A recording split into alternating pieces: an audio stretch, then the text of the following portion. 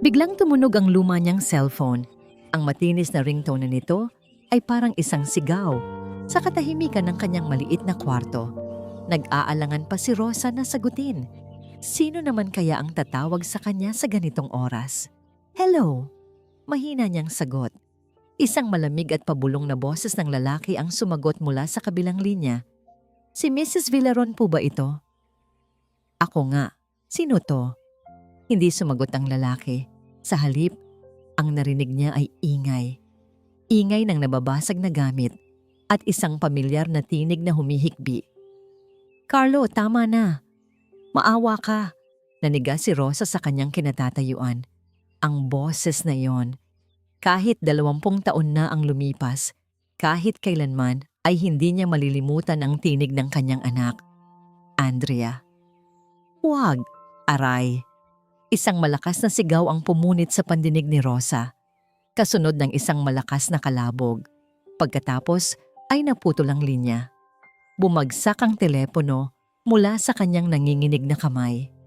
Tumama ito sa sahig na may malakas na kalabog pero hindi niya iyon narinig. Ang tanging umalingaw-ngaw sa kanyang isipan ay ang sigaw ng kanyang anak. Ang sigaw na yon ang gumising sa bangungot na 20 taon na niyang pilit na tinatakasan. Muling bumalik ang lahat ng alaala. Ang amoy ng ospital, ang lamig ng bolpen sa kanyang mga daliri, habang pinipirmahan niya ang mga papel na wawasak sa kanyang buhay. At ang mga mata ni Marilu Castillo, malamig, matigas, walang emosyon habang kinukuha mula sa kanyang mga bisig ang isang maliit na sanggol na natutulog. Para ito sa ikabubuti niya, Rosa, sabi noon ni Marilu. Dito, magkakaroon siya ng buhay na hindi mo maibibigay. At siya, isang hangal, ay naniwala.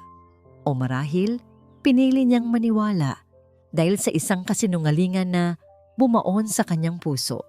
Napahawak si Rosa sa kanyang dibdib. Ang hangin ay tila ayaw pumasok sa kanyang mga baga. Ang anak niya, ang Andrea niya, nasa panganib. Ang buhay na ipinangako sa kanya ay isang hawla pala, isang gintong hawlang puno ng pagdurusa. Diyos ko, anong gagawin ko? Bulong niya sa hangin. Sino ba naman siya? Isa lamang siyang hamak na labandera. Anong magagawa niya laban sa makapangyarihang pamilya Castillo?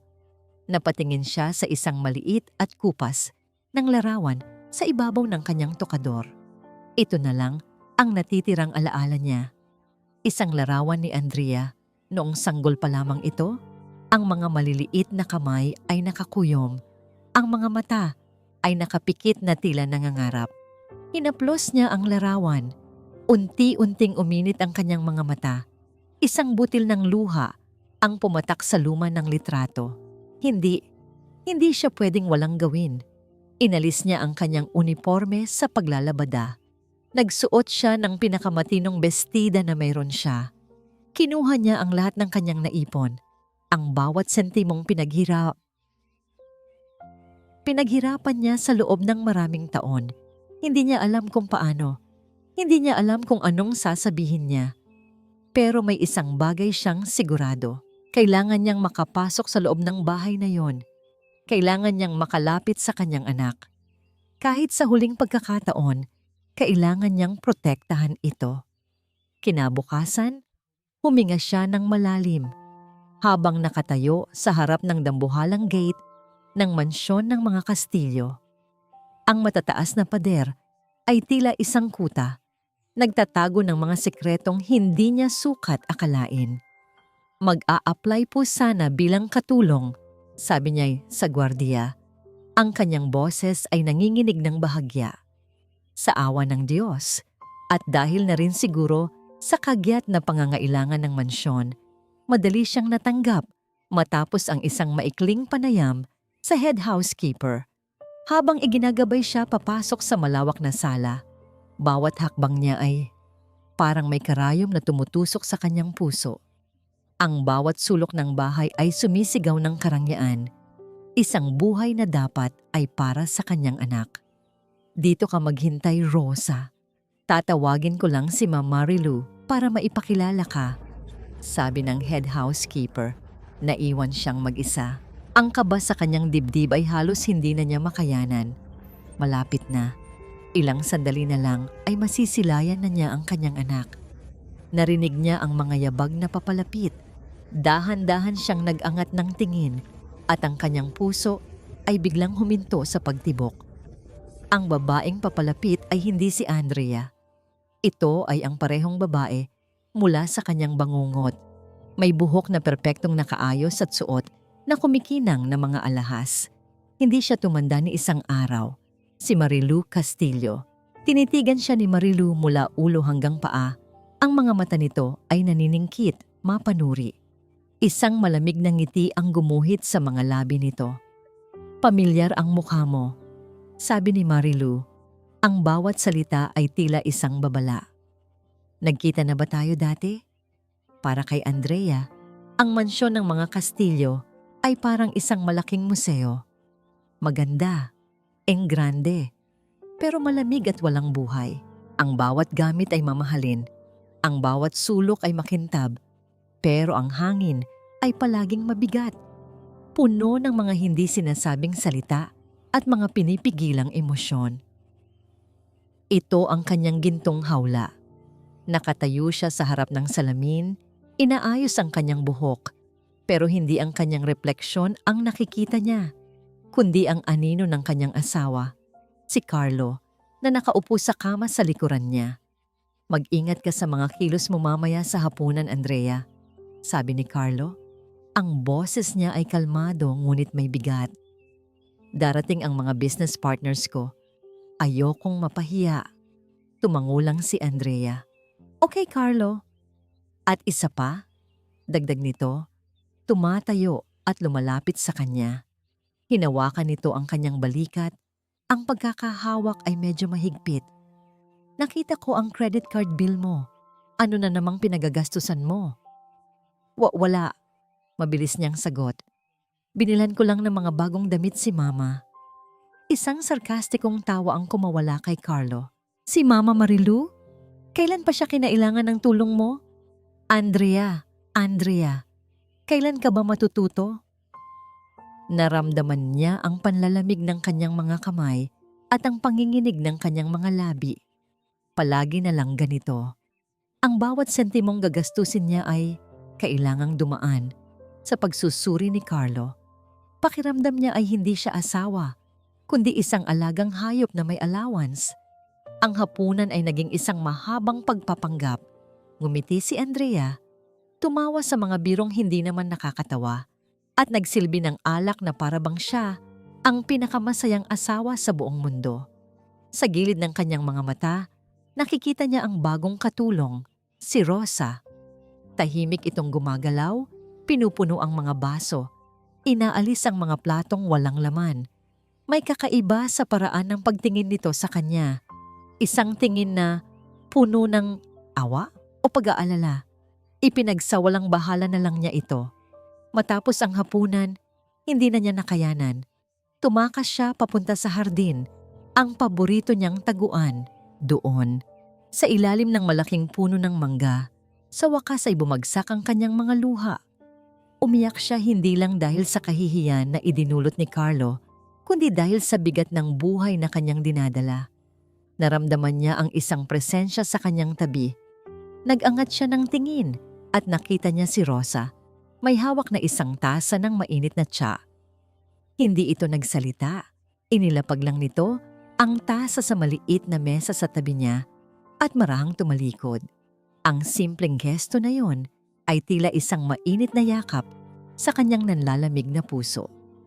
Sa loob ng bahay na ito, kung saan ang bawat kilos ay may motibo, ang tahimik na pagmamalasakit mula sa isang estranghero ay isang bagay na hindi niya inaasahan. Kinabukasan, ipinatawag siya ni Marilu sa silid nito. Andrea, tungkol sa bagong katulong, panimula ni Marilu habang inaayos ang kanyang mga mamahaling porselana. Huwag kang masyadong magtitiwala. May kung anong hindi ako gusto sa kanya. Mabait naman po siya, Ma, sagot ni Andrea. Tumingin sa kanya si Marilu. Ang mga mata nito ay kasing lamig ng marmol. Ang kabaitan ay isang maskara, anak. Dito sa mundo natin, lahat ng tao ay may kailangan. Mag-ingat ka. Huwag kang magkukwento ng kahit ano tungkol sa pamilya sa kanya. Maliwanag. Tumango na lamang si Andrea. Kahit na sa loob niya ay may tumututol, bakit ganoon na lamang ang pagdududa ni Marilu sa isang matandang babae na ang tanging ginawa lang naman ay mag-alok ng tsaa? Nang gabing iyon, lalong sumidhi ang kanyang takot. Pumasok si Carlo sa kanilang kwarto. Hindi na lasing, kundi may dalang isang tumpok ng mga dokumento. Inilapag niya ito ng malakas sa ibabaw ng kanyang vanity table. "Pirmahan mo to," utos ni Carlo. Tiningnan ni Andrea ang mga papel. "Ano to?" "Paglilipat ng ilang shares mo sa kumpanya sa pangalan ko. Kailangan ko lang para sa isang business deal." "Pero, hindi ba't mana ko to mula kay Papa?" Ang mukha ni Carlo ay biglang nagdilim. Hinawakan niya ng mahigpit ang panga ni Andrea. Pinipilit itong tumingin sa kanya. "Gagawin mo ang sinasabi ko, Andrea. O sisiguraduhin kong ang buhay mo sa loob ng bahay na ito ay magiging isang tunay na impyerno." Binitiwan siya ni Carlo ng marahas. Naiwan si Andrea na nanginginig. Ang mga luha ay muling nagbabadyang tumulo. Naglakad siya palabas ng kwarto para kumuha ng tubig para pakalmahin ang sarili. Habang dumadaan siya sa tapat ng study room ni Carlo, narinig niya itong may kausap sa telepono. Ang boses nito ay puno ng desperasyon at galit. Huminto si Andrea sa likod ng pinto. Pinipigilan ang kanyang hininga. "Hindi mo naiintindihan," sigaw ni Carlo sa kausap nito. "Kailangan ko ng pera. Kung hindi, malalaman ng lahat ang sikreto natin." Ang bawat araw ni Rosa sa loob ng mansyon ay isang ehersisyo ng pagpipigil habang nagpupunas siya ng alikabok sa mga mamahaling muebles o nagpapakintab ng sahig na marmol. Ang kanyang mga tainga ay palaging nakaabang, nakikinig sa mga yabag, sa mga baes. Hinihintay ang anumang senyales ng panganib. Ang kanyang puso ay kumikirot sa tuwing nakikita niya si Andrea. Ang kanyang anak ay parang isang magandang manika na nakadisplay. Perpekto ang ayos, maganda ang damit. Ngunit may basag sa mga mata na tanging isang ina lang ang makakakita. Gusto niya itong yakapin, tanungin kung kumusta na siya. Pero ang tanging nagagawa lang niya ay yumuko at bumati ng may paggalang. "Magandang umaga po, ma'am." At sasagutin siya ni Andrea ng isang pilit na ngiti. Isang hapon, habang naglilinis si Rosa sa pasilyo sa ikalawang palapag, narinig niya ang pagtaas ng mga boses mula sa silid ng mag-asawa. Ang pinto ay bahagyang nakaawang.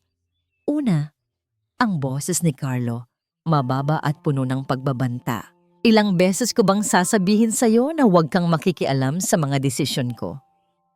"Pero kumpanya yon ni Papa, Carlo," sagot ni Andrea. Ang boses ay nanginginig. "May karapatan akong malaman kung saan mo ginagamit ang pera." Biglang may kumalabog. Isang tunog ng nababasag na salamin. Napahinto si Rosa sa kanyang ginagawa. Ang basahan ay nanigas sa kanyang kamay. "Wala kang karapatan," sigaw ni Carlo. "Karapatan mong sumunod sa asawa mo. Yun ang papel mo dito." "Nasasaktan ako, Carlo," hikbi ni Andrea. Dahan-dahang gumapang ang takot sa buong katawan ni Rosa. Sumilip siya sa maliit na siwang ng pinto. Ang nakita niya ay halos dumurog sa kanyang puso. Hawak ni Carlo ng mahigpit ang braso ni Andrea, habang ang isa nitong kamay ay nakataas, handang-handa nang dumapos sa mukha ng kanyang anak. Si Andrea naman ay napapikit na lang, naghihintay sa sakit na darating. Sa sandaling iyon, nawala ang lahat sa isip ni Rosa. Nawala ang kanyang takot, ang kanyang pag-aalinlangan, ang kanyang plano na manatiling isang anino. Ang tanging natira ay ang mabangis na sigaw sa kanyang puso. "Anak ko yan." Hindi na siya nag-isip. Lumingon siya sa paligid at nakita niya ang isang malaking porselanang plorera na nakapatong sa isang mesita sa pasilyo. Puno ito ng mga puting rosas. Buong lakas niya itong itinulak. Ang plorera ay bumagsak sa sahig na marmol. Ang nakabibinging tunog ng pagbasag nito ay umalingaw-ngaw sa buong kabahayan. Mas malakas pa sa sigaw ng isang tao. Natigil ang lahat sa loob ng silid. Maya-maya pa'y bumukas ng malakas ang pinto at iniluwa nito si Carlo. Ang muka ay namumula sa galit. Anong gulo yan? Nakita niya si Rosa na nakatayo sa gitna ng mga basag na piraso ng porselana at nagkalat na tubig, nanginginig. Pasensya na po, sir, sabi ni Rosa. Pinipilit na magmukhang takot at clumsy. Nadulas po ang kamay ko habang nagpupunas. Pasensya na po. Tinitigan siya ni Carlo. Ang mga mata ay nag-aapoy. Tila sinusuri nito kung nagsasabi siya ng totoo. Sa likuran ni Carlo, nakita ni Rosa si Andrea na nakatayo. Ang mga mata ay gulat. Ang isang kamay ay nasa pisngi kung saan sana tatama ang sampal. Walang kwenta. Sigaw ni Carlo kay Rosa. Linisin mo yan at ibabawas ko sa sahod mo ang halaga ng plorerang yan. Pagkasabi niyon, ay padabog itong bumaba ng hagdan. Naiwan silang dalawa ni Andrea sa pasilyo. Dahan-dahang lumuhod si Rosa at isa-isang pinulot ang mga bubog. Nang mag-angat siya ng tingin, nagtama ang kanilang mga mata. Sa mga mata ni Andrea, nakita ni Rosa ang takot at pagkalito. Ngunit sa ilalim ng lahat ng iyon, may nakita siyang isang bagay na nagpainit sa kanyang puso. Isang kislap ng pagpapasalamat. Isang tahimik na pag-unawa na sa loob ng ilang segundo. Sa gitna ng kaguluhan, may isang taong kumampi sa kanya. Umiwas ang tingin si Andrea at mabilis na pumasok pabalik sa kanyang silid. Pero sapat na yon para kay Rosa. Ang maliit na koneksyon na yon ay nagbigay sa kanya ng lakas.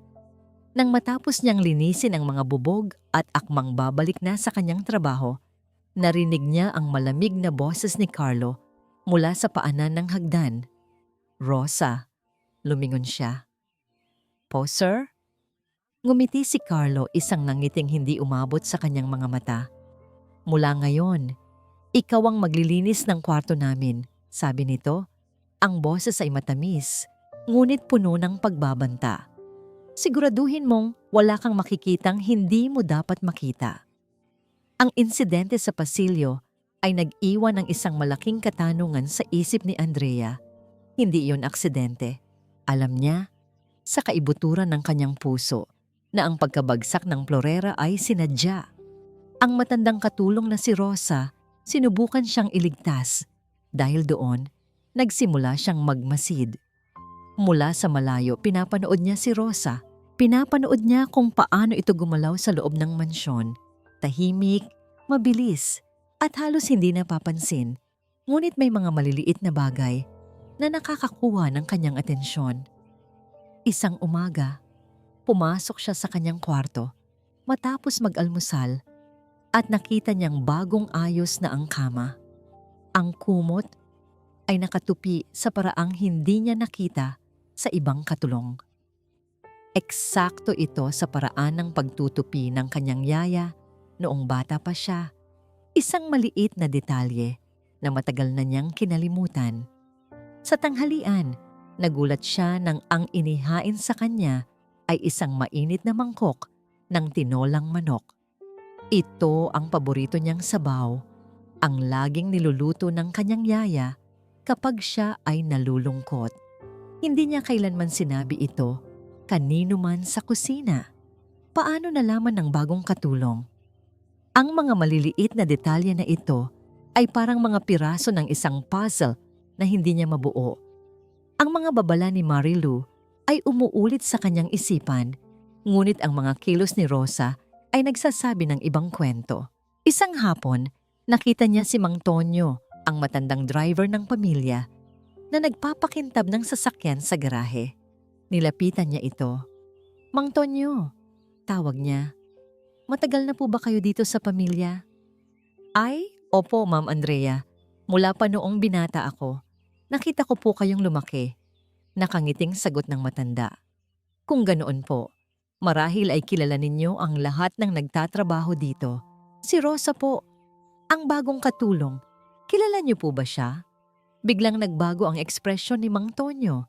Isang mabilis na kislap ng kaba o lungkot. Agad din itong napalitan ng isang formal na ngiti. Si Rosa po? Opo, mabuting tao yan, Ma'am Andrea. Huwag po kayong mag-alala sa kanya. Ang sagot na yon, kahit na simple, ay lalong nagpatindi sa kanyang pagdududa. May tinatago si Mang Tonyo. Nagpasya siyang gumawa ng isang maliit na pagsubok. Habang nagbabasa sa library, alam niyang si Rosa ang nakatukang maglinis doon. Kinuha niya ang kanyang pitaka at aksidenteng inihulog ito sa sahig, malapit sa kanyang upuan, bago siya nagkunwaring lumabas para kumuha ng isang libro. Mula sa siwang ng estante, pinanood niya.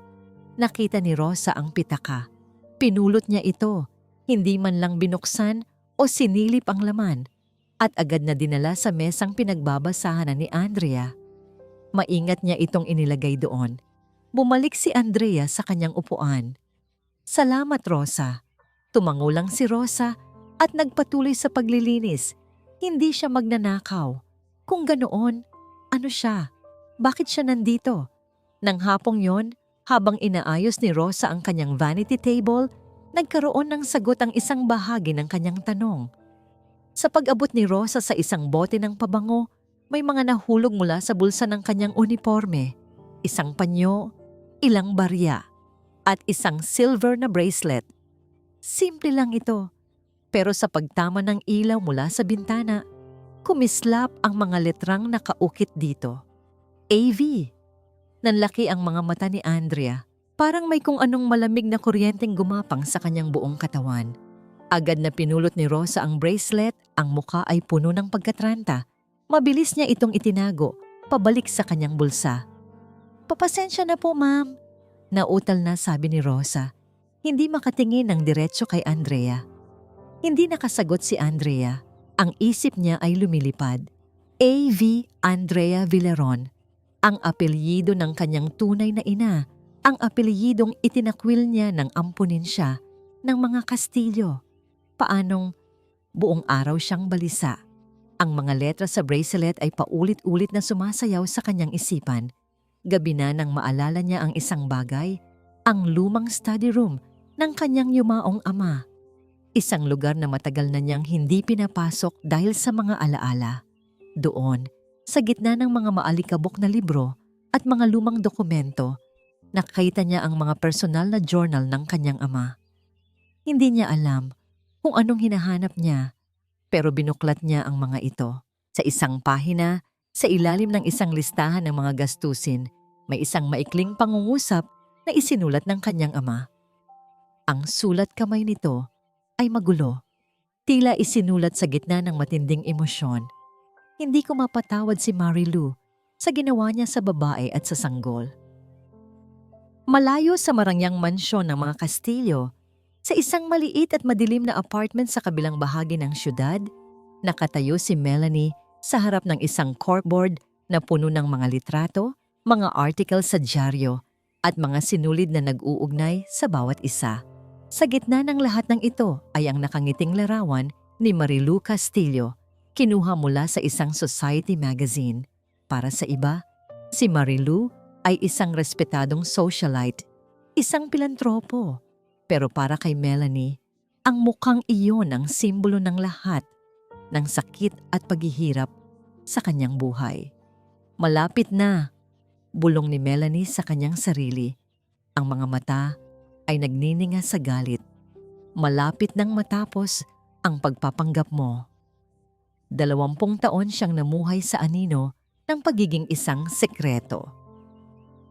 Ang kanyang ina, isang dating katulong sa isa sa mga negosyo ng mga Kastilyo, ay namatay na may bitbit na sama ng loob. Bago ito pumanaw, ikinuwento nito kay Melanie ang lahat, kung paano siya pinaibig, pinaasa at pagkatapos ay itinapon na parang basura ni Marilu nang malaman nitong nagdadalang tao siya sa asawa nito. Itinuring silang isang mantsa na kailangang burahin para maprotektahan ang perpektong imahe ng pamilya Castillo. Ngayon, bumalik si Melanie. Hindi para humingi ng limos o pagkilala, bumalik siya para maningil. Ang kanyang unang hakbang ay alamin ang mga kahinaan ng kanyang kalaban. Alam niyang ang pundasyon ng kapangyarihan ni Marilu ay ang pera at reputasyon, at alam din niyang ang kasalukuyang haligi ng kayamanang iyon ay ang asawa ni Andrea. Si Carlo. Sa loob ng ilang linggo, maingat niyang sinubaybayan si Carlo. Nalaman niyang ang construction company nito ay palubog na sa utang. Araw-araw, may mga investor na tumatawag, mga supplier na naniningil. Isang kastilyong buhangin na anumang oras ay babagsak. Isang hapon, nagtungo siya sa isang mamahaling restaurant kung saan alam niyang makikipag-meeting si Carlo. Nagpanggap siyang isang batang profesional at naupo sa katabing mesa. Pinakinggan niya ang usapan. "Kailangan ko ng extension, Mr. Tan." Narinig niyang pakiusap ni Carlo sa kausap nito. "Just 1 more month. Makakabayad din ako." "Wala nang extension, Carlo." Sagot ng matandang lalaki. "Alam naming pareho na bangkarote na ang kumpanya mo. Ang hindi ko lang maintindihan ay kung bakit ayaw mong galawin ang pera ng asawa mo." "Hindi ganoon kadali iyon." Narinig niyang sagot ni Carlo. Ngumisi si Melanie. Ito na ang kanyang kailangan. Ang desperasyon ni Carlo ang magiging susi niya. Ang sunod niyang target ay ang taong matagal nang naninilbihan sa pamilya, ang taong posibleng may alam sa mga pinakatatagong sikreto ng mansyon, si Mang Tonyo. Nalaman niya kung saan ito madalas magkape tuwing day off nito. Pinuntahan niya ito doon. Dala ang isang tape recorder na nakatago sa kanyang bag at isang kwentong binuo niya sa kanyang isipan. "Mang Tonyo, di po ba?" tanong niya. Umupo sa tapat ng matanda. "Ako po si Jessica. Isa po akong journalist. Nagsusulat po ako ng feature article tungkol sa mga prominenteng pamilya dito sa atin." Tumingin sa kanya si Mang Tonyo. Ang mga mata ay puno ng pag-iingat. "Ano pong maitutulong ko, Hija?" "Ang mga Kastilyo po," sabi ni Melanie. Sinisikap na gawing matamis ang kanyang boses. "Napakabuti po nilang pamilya, hindi po ba? Lalo na si Ma'am Marilu. Ang dami niyang natutulungan." Hindi sumagot si Mang Tonyo. Humigop lang ito ng kape. "At si Sir Carlo," patuloy ni Melanie. "Napakaswerte po ni Ma'am Andrea sa kanya." Sa pagkakataong yon, nakita ni Melanie ang isang bahagyang pagbabago sa mukha ng matanda. Isang pagkunot ng noo, isang pagtiim ng bagang. "Hija," nagsalita sa wakas si Mang Tonyo. Ang boses ay mababa at seryoso. "Hindi lahat ng kwento tungkol sa pamilyang yan ay tungkol sa pera. May mga kwentong mas malalim pa sa dugo." Ang paglilinis sa kwarto ni na Andrea at Carlo, ang pinakamahirap na parte ng araw para kay Rosa. Sa bawat pag-aayos niya ng kama, kung saan natutulog ang kanyang anak katabi ng isang halimaw. Sa bawat pagpulot niya sa mga damit na inihagis lang ni Carlo sa sahig, pakiramdam niya ay para siyang naglalakad sa mga nagbabagang uling. Ngunit tiniis niya ang lahat. Dahil sa loob ng silid na yon, may mga sandaling nasusolo niya ang mga gamit ni Andrea. Hahaplusin niya ang isang suklay, aayusin ang mga bote ng pabango, at sa mga sandaling iyon, pakiramdam niya ay malapit siya sa kanyang anak. Ang koneksyon sa pagitan nilang dalawa, kahit walang salita, ay unti-unti nang nabubuo. Minsan, kapag nagkakasalubong sila sa pasilyo, isang maliit na ngiti na ang isinusukli ni Andrea sa kanya. Isang nangiting hindi napilit. At iyon, para kay Rosa, ay sapat na. Pero alam niyang ang kapayapaang ito ay hindi magtatagal. Ang mga titig ni Carlos sa kanya ay palaging puno ng pagbabanta. Para itong isang ahas na naghihintay lang ng tamang pagkakataon para manuklaw. At ang pagkakataong yon ay dumating isang umaga ng Sabado. Nasa sala ang lahat. Si Marilu ay nagbabasa ng dyaryo habang si Andrea ay tahimik na nagkakape.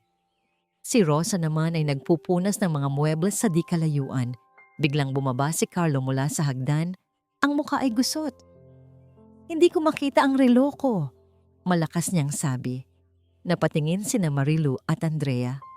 "Anong relo, Carlo?" tanong ni Marilu. "Yung Rolex, yung regalo mo sa akin nung Pasko. Inilapag ko lang yon sa bedside table ko kagabi," sabi ni Carlo. Ang boses ay nagpapahiwatig ng papalapit na bagyo. Nagkunwari itong naghahanap sa ilalim ng mga unan ng sofa, sa likod ng mga kurtina. Imposibleng mawala yon. Agad na tumayo si Marilu. Ang tingin ay lumibot sa buong sala at huminto ito sa mga katulong na naroroon. "Sino ang mga pumasok sa kwarto nila kaninang umaga?" tanong nito. Ang boses ay matigas. Isang katulong ang sumagot. Si Rosa po, ma'am. Siya po ang nakatokang maglinis doon." Lahat ng mata ay napunta kay Rosa. Naramdaman niya ang panlalamig ng kanyang buong katawan. "Hindi po ako," simula niya. "Huwag ka nang magkaila," sigaw ni Carlo. Itinuturo siya. "Ikaw lang ang pumasok doon. Saan mo itinago?" "Wala po akong kinukuha, sir. Panginoon po ang saksi ko," umiiyak na sabi ni Rosa. Ang puso niya ay kumakaripas sa takot at kahihihiyan. Tumingin siya kay Andrea. Umaasang makikita sa mga mata nito ang paniniwala. Ngunit ang nakita niya ay pagkalito. "Kung ganoon, hahalughugin natin ang mga gamit mo," sabi ni Marilu. At siya mismo ang naglakad patungo sa staff quarters. Sumunod si Carlo na parang isang asong ulol. Sinundan sila ni Andrea. Ang buong eksena ay parang isang masamang panaginip. Ang maliit na silid ni Rosa ay hinalughog. Ang iilang damit niya ay inihagis sa sahig. Ang kanyang maliit na baul ay binuksan. At doon, sa ibabaw ng kanyang mga gamit, aksidenteng nakita ni Carlo ang kumikinang na Rolex. "Ahaha! Ano to?" sigaw nito. Itinaas ang relo para makita ng lahat. Napasigaw si Rosa. "Hindi po akin yan. Hindi ko po alam kung paano napunta yan dyan. Pinararatangan niyo lang po ako." "Magnanakaw?" sigaw ni Marilu. "Walang hiya ka. Matapos kitang pagkatiwalaan." "Andrea, tumawag ka ng pulis." Utos ni Carlo. Ang nangiti ng tagumpay ay nasa kanyang mga labi. Si Andrea ay nakatayo lang, hindi makagalaw. Tumingin siya kay Rosa na nakaluhod na sa sahig at umiiyak. Pagkatapos ay tumingin siya kay Carlo at sa nanlilisik na mga mata ni Marilu. May mali. Ang lahat ng ito ay parang isang perpektong pag-arte. "Huwag po. Maawa po kayo." Pagmamakaawa ni Rosa, gumagapang at niyayakap ang mga binti ni Andrea. "Ma'am Andrea, maniwala po kayo sa akin. Wala po akong kasalanan." Sa pagmamakaawang yon, hinila siya ni Carlo palayo kay Andrea. "Huwag mong hawakan ang asawa ko. Magnanakaw." Sa paghila ni Carlo, napunit ang manggas ng luma at manipis na uniforme ni Rosa. At sa ilalim nito, lumitaw ang isang bagay na nagpatigil sa pag-ikot ng mundo ni Andrea. Isang simpleng silver na bracelet. Sa pagtama ng liwanag mula sa bintana, kumislap ang 2 letrang nakaukit dito. "AV?" Tinitigan ito ni Andrea. Ang kanyang mga mata ay lumipat mula sa bracelet patungo sa umiiyak na mukha ni Rosa at pabalik sa bracelet. Andrea Villaron, ang kanyang tunay na pangalan. Ang hangin ay tila nawala sa silid. Ang sigawan, ang akusasyon, ang mga iyak, lahat ay naglaho. Ang tanging nakikita niya ay ang bracelet na yon at ang isang katanungang biglang sumabog sa kanyang isipan na mas malakas pa sa anumang sigaw. Sino ka talaga? Ang imahe ng silver na bracelet ay tila isang litratong nasunog sa isipan ni Andrea. AV. Ang mga letra ay paulit-ulit na umiikot, kasabay ng mga salita mula sa journal ng kanyang ama at ang mga kahina-hinalang kilos ni Rosa. Ang lahat ng piraso ng puzzle ay nandyan na, ngunit ang larawang nabubuo ay isang bagay na hindi kayang tanggapin ng kanyang isipan. "Coincidence lang yan, Andrea," sabi ni Marilu nang harapin niya ito sa sala. Matapos patahimikin ang lahat at iutos na ikulong muna si Rosa sa isang bodega habang pinag-iisipan ang susunod na hakbang. Villaron, napakaraming Villaron sa mundo. Huwag kang mag-isip ng kung ano-ano. Pero ang mga kilos niya, Mama, at ang sinulat ni Papa, giit ni Andrea. Ang ama mo ay matagal nang wala at ang babaeng iyon ay isang magnanakaw at sinungaling. Sigaw ni Marilu. Ang pagiging kalmado nito ay naglalaho na, napapalitan ng pagkatranta. Tapos na ang usapang ito. Ipinagbabawal ko nang kausapin mo pa ang babaeng iyon. Pero sa unang pagkakataon, sa kanyang buhay, hindi sumunod si Andrea. Ang takot na dati gumagapos sa kanya ay napalitan ng isang nag-uumapaw na pangangailangan na malaman ang katotohanan. Ang katotohanang pakiramdam niya ay ipinagkait sa kanya sa buong buhay niya. Nang gabing iyon, habang abala si Carlos sa pakikipag-usap sa telepono at si Marilu ay nagkulong sa kanyang silid, dahan-dahan siyang pumunta sa likod bahay. Dala ang isang tray ng pagkain at tubig. Tinungo niya ang maliit na bodega kung saan ikinulong si Rosa. Binuksan niya ang pinto. Naabutan niya si Rosa na nakaupo sa sahig. Sa gitna ng dilim, yakap-yakap ang kanyang mga tuhod. Nag-angat ito ng tingin. Ang mga mata ay namumugto. Hindi nagsalita si Andrea. Inilapag niya lang ang tray sa sahig. Bago siya tumalikod para umalis, huminto siya at nagsalita sa mahinang boses. Sapat lang para marinig nilang dalawa. Hindi pa ako tapos magtanong. Kinabukasan, alam na ni Andrea ang kailangan niyang gawin. Nagdahilan siyang pupunta sa mall. Ngunit ang totoo'y tinawagan niya si Mang Tonyo. "Kailangan ko po kayong makausap, Mang Tonyo," sabi niya sa telepono. Ang boses ay desperado. Tungkol po sa nakaraan. Tungkol kay Rosa. Nag-aalangan man, pumayag ang matanda. Nagkita sila sa isang maliit at tahimik na parke. Malayo sa mga matang mapanghusga. Naupo sila sa isang bench sa ilalim ng isang malaking puno. Matagal na katahimikan ang namagitan sa kanila. "Ma'am Andrea," basag ni Mang Tonyo sa katahimikan. "May mga bagay po na mas mabuting nakabaon na lang sa limot." "Ayoko na pong mabuhay sa kasinungalingan, Mang Tonyo," sabi ni Andrea. Ang mga luha ay nagbabadyang tumulo. "Ang bracelet, ang pangalan ko, ang sinulat ni Papa. Sabihin niyo na po sa akin ang totoo. Siya po ba?" Tumingin si Mang Tonyo sa malayo. Ang mga mata ng matanda ay tila bumabalik sa isang malayong nakaraan.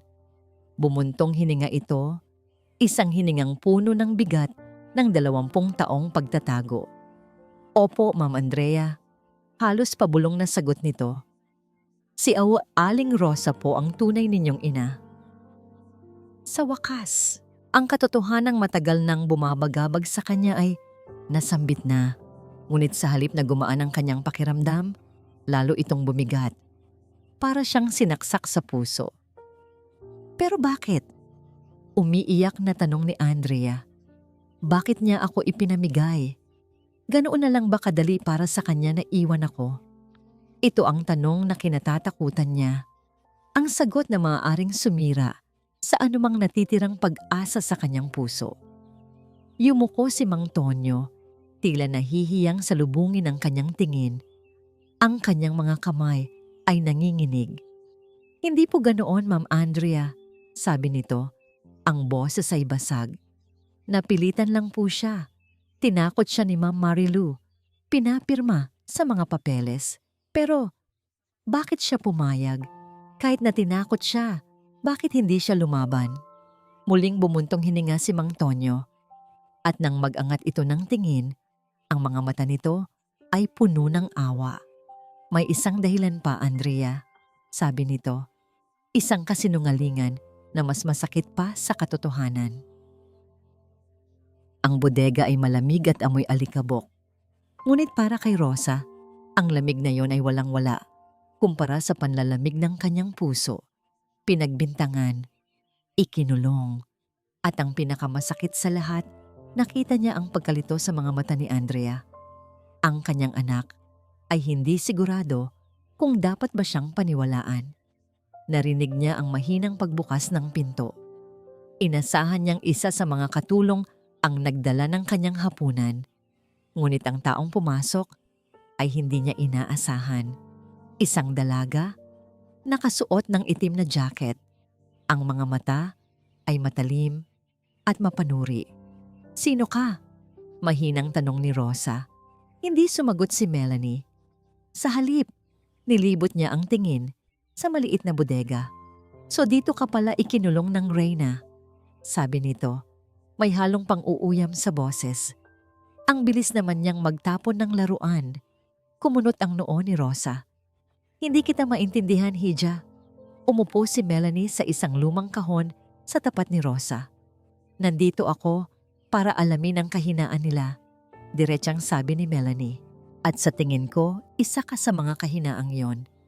Ano ang ginawa mo para galitin ng husto si Marilu?" Hindi pa rin umimik si Rosa. "Pera ba?" Patuloy ni Melanie. "May nalaman ka bang sikreto? O baka naman may kinalaman ito sa anak niyang si Andrea?" Sa pagbanggit ng pangalan ni Andrea, napayuko si Rosa. Isang butil ng luha ang pumatak sa maruming sahig. Nakita yon ni Melanie. Ang inaasahan niyang makikitang katatagan o galit sa isang taong pinagbintangan ay napalitan ng isang dalisay na lungkot. Isang lungkot na pamilyar sa kanya. Nakita niya ang parehong lungkot sa mga mata ng kanyang ina sa tuwing maaalala nito ang nakaraan. Biglang nagbago ang tono ni Melanie. "Bakit ka umiiyak? Dahil ba sa bintang o may iba pang dahilan?" Nag-angat ng tingin si Rosa. Ang mga mata niya ay puno ng sakit na hindi kayang itago. "Wala kang alam sa nararamdaman ng isang ina." Natigilan si Melanie. "Isang ina?" Tumango si Rosa. Ang mga luha ay tuloy-tuloy nang dumadaloy. "Ina ako. Isang ina na ipinagkait na makasama ang sarili niyang anak." Hindi na niya napigilan ang sarili. Ikinuwento niya ang lahat. Hindi ang mga detalye tungkol sa mga kastilyo, kundi ang sakit na nararamdaman niya. Ang pangungulila sa bawat kaarawan, bawat Pasko. Ang sakit ng pagtingin sa anak mula sa malayo na hindi man lang ito mayakap o masabihang mahal niya ito. Habang nagsasalita si Rosa, nakikinig lang si Melanie. Ang pader ng galit na itinayo niya sa paligid ng kanyang puso ay unti-unting nagkakabitak. Ang kwento ni Rosa ay hindi kwento ng isang kaaway. Ito ay kwento ng kanyang sariling ina. Ang bawat salita ng pangungulila, ang bawat hikbi ng pagsisisi, narinig na niya ang lahat ng yun dati. Ang pagiging ina ay hindi natatapos sa panganganak, sabi ni Rosa sa pagitan ng kanyang mga hikbi. Ito ay habambuhay na pagmamahal kahit sa malayo. Kahit hindi ka kilala ng sarili mong anak, mamahalin mo pa rin siya ng buo. Ang mga salitang iyon ay tumama kay Melanie ng napakalakas. Ang kanyang plano ng paghihiganti ay biglang parang naging napakababaw. Ang galit niya kay Marilu ay totoo. Ngunit sa harap niya ngayon ay isang biktima rin. Isang inang nasasaktan, tulad ng ina niya. Tumayo si Melanie. Ang puso niya ay puno ng magkahalong emosyon. Gusto niyang magalit, pero ang nararamdaman niya ay awa. Gusto niyang gamitin si Rosa, pero ang gusto niya ngayon ay tulungan ito. "Kailangan ko nang umalis," sabi niya. Tumango lang si Rosa. Bago tuluyang lumabas si Melanie, lumingon siya. "Hindi ka nag-iisa sa laban mo," sabi niya sa mahinang boses. At pagkatapos ay nawala na siya sa dilim. Naiwan si Rosa na naguguluhan, ngunit may isang maliit na kislap ng pag-asa. Maya-maya pa, bumukas muli ang pinto. Sa pagkakataong ito, si Marilu ang pumasok. Ang mukha nito ay hindi na galit, kundi malamig at determinado. May dala itong isang sobre. Inilapag ni Marilu sa sahig ang isang makapal na tseke at isang plane ticket. "Umalis ka na," sabi ni Marilu. Ang boses ay walang kabuhay-buhay. "Huwag ka nang babalik. Ito na ang huling pabor na maibibigay ko sa'yo." Ang mga salita ni Mang Tonyo ay parang isang lason na dahan-dahang gumagapang sa buong sistema ni Andrea. Isang kasinungalingan na mas masakit pa sa katotohanan. Ano pa? Anong kasinungalingan pa ang kayang tiisin ng kanyang puso? Bumalik siya sa mansyon na parang isang kaluluwang ligaw. Ang bahay na dati malamig lang, ngayon ay parang isang libingan na puno ng mga nakabaong sikreto. Nakasalubong niya si Carlo sa sala. Ang ngiti nito ay mas malawak kaysa dati. Isang nangiting nagpapahiwatig ng tagumpay. "Andrea, buti nandito ka na," sabi nito. Inaakbayan siya. "May kailangan kang marinig para matapos na ang lahat ng pagdududa mo sa isip." Dinala siya ni Carlo sa study room. Nandoon din si Marilu. Nakaupo, ang mukha ay seryoso. Kinuha ni Carlo ang kanyang cellphone at may pinindot. "Pakinggan mo to," sabi niya. Isang boses ang umalingaw-ngaw mula sa speaker. Boses ni Rosa. Ngunit ang tunog ay pira-piraso, putol-putol, na parang pinagtagpi-tagpi. "Kukunin ko ang dapat sa akin. Malaking halaga para manahimik ako." "Ano to?" tanong ni Andrea. Andrea, kahit na alam na niya kung ano ang sinusubukang gawin ni Carlo. Isang pag-uusap sa pagitan niya at ng isa pang katulong. "Nahuhuli ko," mayabang na sabi ni Carlo. "Tingnan mo, Andrea, pera lang ang habol niya sa'yo. Plinano niya ang lahat. Ang paglapit sa'yo, ang pagpapakita ng kabaitan. Gusto kanyang i-blackmail." Hindi ako naniniwala," mahinang sagot ni Andrea. Kahit na ang ebidensya, kahit na peke, ay nasa harap na niya. "Andrea, anak," sabat ni Marilu. Ang boses ay malumanay na ngayon, puno ng pekeng pag-aalala. "Alam kong nalilito ka, pero ito na ang katotohanan. Isa siyang masamang tao. Nabulag ka lang sa mga kwento niya." "Hindi," mariing sabi ni Andrea. Tumingin ng diretso kay Carlo. "Peke yan. Alam kong peke yan." Ang nangiti sa mukha ni Carlo ay nawala. "Talaga? At paano mo naman napatunayan yan? May ebidensya ka ba?" "Dahil ako meron." Itinaas nito ang cellphone at ito ang ipaparinig ko sa mga pulis. "Tatawag na ako ng pulis," sabi ni Marilu. Kinukuha ang kanyang telepono. "Para matapos na ang gulong ito. Para maprotektahan ang pamilya natin." "Huwag!" sigaw ni Andrea. Sinusubukang agawin ang telepono mula kay Marilu. Ngunit mabilis siyang nahawakan ni Carlo. Ikinulong siya nito sa kanyang mga bisig. Ang pagkakahawak ay mahigpit at masakit. "See?" bulong ni Carlo sa kanyang tainga. Ang hininga nito ay malamig. "Wala kang magagawa. Walang naniniwala sa iyo dito. Sa mata ng batas, isa ka lang asawang nagtatanggol sa isang magnanakaw." Napanood ni Andrea na parang nanonood ng isang pelikula kung saan siya ang talunang bida. Ang pagdial ni Marilu sa numero ng pulis. Ang bawat pindot ay parang isang pako na ibinabaon sa kanyang kabaong. Wala siyang lakas, wala siyang ebidensya. Ang tanging mayroon siya ay ang nararamdaman ng kanyang puso, at sa mundong ito, hindi iyon sapat. Ilang sandali pa, dumating ang dalawang pulis. Ipinakita ni Carlo ang ebidensya. Ikinuwento ni Marilu ang pagnanakaw. At pagkatapos, pinuntahan nila si Rosa sa bodega. Sinubukan ni Andrea na kumawala, na sumigaw, pero hinigpitan lang ni Carlo ang hawak sa kanya. Wala siyang magawa, kundi panoorin ang pinakamasakit na eksena sa kanyang buhay. Inilabas ng mga pulis si Rosa mula sa bodega. Ang mukha nito ay puno ng gulat at takot. Nang makita nito si Andrea na hawak ni Carlo, ang takot sa mukha nito ay napalitan ng isang bagay na mas masakit pa. Pagkabigo at kalungkutan. Isang tingin na nagsasabing, "Patawad anak, nabigo ako." Habang dinadala si Rosa palabas ng mansyon, ang kanilang mga mata ay hindi naghiwalay. Sa mga mata ng kanyang ina, nakita ni Andrea ang 20 taon ng pagmamahal pagsisisi at pangungulila. At sa mga mata niya, ang nakita ni Rosa ay isang anak na walang nagawa para ipagtanggol siya. Lahat ay nawala. Nang malapit na sila sa pintuan, isang malakas na sigaw ang pumuno sa buong mansyon. "Teka!" Lumingon ang lahat. Si Mang Tonyo, hingal na hingal, ang muka ay pawisan, ay tumatakbo papasok. "May sasabihin ako!" Sigaw nito. Ang boses ay nanginginig, ngunit puno ng determinasyon. Humarap ito kay Andrea. Isang kasinungalingan ang nagligtas sa buhay mo noon, Andrea.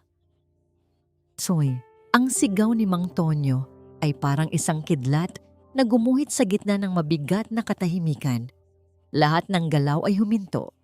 Ang mga pulis na may hawak kay Rosa, si Carlo na nakakapit kay Andrea, at si Marilu na ang muka ay biglang namutla na parang papel. "Anong pinagsasabi mo, Tonyo?" tanong ni Marilu. Ang boses ay nagsusumikap na manatiling kalmado, ngunit ang panginginig ay hindi maitago. "Nababaliw ka na ba?" Hindi pinansin ni Mang Tonyo si Marilu. Ang kanyang mga mata ay nakatuon lamang kay Andrea. "Ma'am Andrea," sabi nito, ang bawat salita ay mabigat at puno ng kahulugan. "Tinanong niyo po ako kung bakit pumayag ang inyong ina na iwan kayo. Hindi lang po dahil sa takot. Pumayag po siya dahil sa isang kasinungalingan." Huminga ng malalim si Mang Tonyo, tila inihahanda ang sarili sa bigat ng kanyang sasabihin. Sinabi po ni Ma'am Marilu kay Rosa na kayo, noong sanggol pa lamang, ay may malubhang sakit sa puso. Isang butas na kailangan ng agarang operasyon. Isang operasyon na tanging ang pera lang ng mga Kastilyo ang makakapagligtas sa buhay ninyo. Isang kolektibong paghinga ang narinig sa buong silid. Ipinakita niya si Rosa ng mga pekeng medical records. Patuloy ni Mang Tonyo, ang boses ay unti-unti nang nababasag. Pinapaniwala niya ang isang desperadong ina na ang tanging paraan para mabuhay ang kanyang anak ay ang isuko ito. "Hindi niya kayo iniwan, Ma'am Andrea. Iniligtas niya ang buhay ninyo sa paraang alam niya." Ang mga salitang yon ay tumama kay Andrea na parang isang malaking alon. Tinatangay ang lahat ng natitira niyang lakas. Tumingin siya kay Rosa. Ang kanyang ina ay umiiyak na ngayon, hindi na dahil sa takot, kundi dahil sa sakit ng nakaraang muling nabuksan. Sinabi niya, "Para mabuhay ka." Hikbi ni Rosa. Ang mga salita ay halos hindi na marinig. Para sa kanila lang ni Andrea. Sa wakas, naintindihan na ni Andrea ang lahat. Ang bigat ng sakripisyo, ang lalim ng pagmamahal. Hindi siya iniwan. Ipinaglaban siya sa paraang puno ng kasinungalingan at panlilinlang. Dahan-dahan, marahas, at may determinasyon, inalis ni Andrea ang pagkakahawak ni Carlos sa kanya. Bawat hibla ng kanyang pagkatao ay nagnininga sa galit at sakit. Lumakad siya papalapit kay Marilu na ngayon ay nakasandal na sa pader, parang isang reynang nawalan ng korona. Tiningnan niya ito, hindi na bilang isang ina, kundi bilang isang magnanakaw. Isang babaeng nagnakaw, hindi lang ng isang sanggol, kundi ng isang buong buhay. Isang buong buhay ng pagmamahal at katotohanan. Walang salitang lumabas sa bibig ni Andrea, pero ang kanyang mga mata ay nagsabi ng lahat, ng pagkasuklam, ng pait, ng isang pusong winasak ng walang awa. Sa sandaling iyon, alam ni Carlo na tapos na ang laro. Ang kanyang kastilyong buhangin ay gumuho na. Ang kanyang huling alas, ang pagkontrol kay Andrea, ay nawala na. Isang mabangis na sigaw ang kumawala sa kanya. Isang sigaw ng isang hayop na nasukol. "Kung hindi ka mapapa sa akin, walang makikinabang sayo." Sigaw niya. At kasabay ng isang galaw na puno ng kabaliwan, sinugod niya si Andrea. Napasigaw ang lahat. Mabilis ang pangyayari. Ngunit bago pa man dumapo ang mga kamay ni Carlo kay Andrea, isang anino ang humarang sa kanyang daraanan. Si Melanie. Hindi nila alam kung saan siya nanggaling. Basta na lang siyang lumitaw, nakatayo sa pagitan ni Andrea at Carlo. Ang mukha ay kalmado, ngunit ang mga mata ay nag-aapoy. "Subukan mong saktan siya, Carlo," sabi ni Melanie. "Ang boses ay malamig at matatag. At sisiguraduhin kong sa kulungan ka mabubulok." Tumawa si Carlo. "At sino ka naman para pigilan ako?" Itinaas ni Melanie ang kanyang cellphone. "May ebidensya ako laban sa'yo, Carlo. At oras na para magbayad ka." Para kay Rosa, ang mga sumunod na sandali ay parang isang panaginip na pinapanood niya mula sa malayo. Ang lahat ay gumalaw ng napakabilis, kalmado at may diin. Ipinarinig ni Melanie sa mga pulis ang isang recording mula sa kanyang cellphone. Ito ay isang malinaw na pag-uusap sa pagitan ni Carlo at ng isang kasosyo, kung saan malinaw na inaamin ni Carlo ang kanyang mga problemang pinansyal at ang kanyang plano na pilitin si Andrea na ibigay ang mana nito. May isa pang recording kung saan maririnig ang pagbabanta ni Carlo kay Andrea. "Pinlano ko ang lahat ng ito," sabi ni Melanie sa mga pulis. "Ang babaeng yan," sabay turo kay Rosa, "ay biktima lang sa laro niya." Ang mukha ni Carlo ay nag-iba-iba mula sa pagkagulat, sa galit, at sa huli, sa purong takot. Sinubukan niyang tumakas, ngunit huli na ang lahat. Ang mga pulis na kanina lang ay nag-aaresto kay Rosa ay siya na ngayong pinoposasan. "Hindi pa tayo tapos, Andrea. Tandaan mo yan." Sigaw ni Carlo habang kinakaladkad siya palabas ng mansyon. Ang kanyang mga pagbabanta ay naglalaho sa hangin. Nang mawala si Carlo, isang nakabibinging katahimikan ang pumuno sa buong sala. Ang natira na lang ay ang mga taong wasak. Si Marilu, na kanina'y Reyna, ay dahan-dahang napaupo sa isang silyang antigo. Tumingin siya sa paligid ng kanyang perpektong sala, sa kanyang perpektong buhay, at sa unang pagkakataon, nakita niya ang totoong anyo nito. Isang malaking kasinungalingan. Wala nang natira. Ang pagmamahal ng kanyang asawa ay nawala na noon pa. At ngayon, pati ang respeto, kahit na peke, ng kanyang anak ay naglaho na rin. Wala siyang tiningnan, kundi ang sahig, talunan at nag-iisa. Si Andrea ay lumingon sa kanya, isang huling, mahabang tingin. Walang galit, walang awa, isang tingin lang ng pamamaalam. Pagkatapos ay tumalikod na ito. At doon, sa gitna ng sala, nakatayo si Rosa. Malaya na siya sa mga posas, malaya na sa mga bintang. Ngunit ang kanyang puso ay nakakadena pa rin sa 20 taon ng paghihintay. Dahan-dahang lumakad si Andrea palapit sa kanya. Ang bawat hakbang ay mabigat. Tila dinadala ang bigat ng lahat ng nawalang taon sa pagitan nila. Walang nagsasalita, hindi na kailangan. Ang kanilang mga mata ang nag-uusap, nagsasabihan ng mga salitang hindi kayang bigkasin ng bibig, ng pagsisisi, ng pangungulila, at ng walang hanggang pagmamahal. Tumigil si Andrea sa harap niya, ang kanyang anak, ang kanyang maliit na sanggol. Ngayon ay isang ganap ng babae, may sariling mga sugat, may sariling lakas. Nag-angat ng kamay si Andrea at marahang hinaplos ang pisngi ni Rosa, mainit. Totoo. At pagkatapos, sa gitna ng katahimikan, isang salita ang kumawala mula sa mga labi ni Andrea. Isang salitang 20 taon nang hinintay ni Rosa. "Mama." Ang salitang iyon ay parang isang susi na nagbukas sa lahat ng pintuan ng sakit sa puso ni Rosa. Bumagsak ang kanyang mga luha, ngunit sa pagkakataong ito, hindi na dahil sa pait, kundi dahil sa purong kaligayahan. Niyakap niya ang kanyang anak at sa unang pagkakataon, sa loob ng 20 taon, niyakap siya pabalik. Mahigpit, puno ng pangungulila. Dito, sa yakap na ito, ang lahat ng sugat ay nagsimulang maghilom. Ang lahat ng nawalang taon ay tila naglaho. Ang tanging mahalaga ay ang ngayon. Nang sa wakas ay maghiwalay sila, Napansin ni Rosa si Melanie na tahimik na nakatayo sa isang sulok, handa nang umalis, na parang isang anino. Nilapitan siya ni Rosa. Kinuha niya ang mga kamay ng dalaga. "Salamat," sabi ni Rosa. Ang boses ay puno ng taos-pusong pasasalamat. Ngumiti si Melanie, isang maliit at malungkot na ngiti. "Ginawa ko lang po ang tama." "Nasaan ang pamilya mo, Hija?" tanong ni Rosa. Umiling si Melanie. "Wala na po. Matagal na." Tinitigan ni Rosa ang mga mata ng dalaga. Nakita niya rito ang isang batang naghahanap ng kanlungan, isang kaluluwang naghahanap ng tahanan. "May lugar ka rin sa pamilyang ito," sabi ni Rosa. Pinisil ang mga kamay nito. "Kung gugustuhin mo."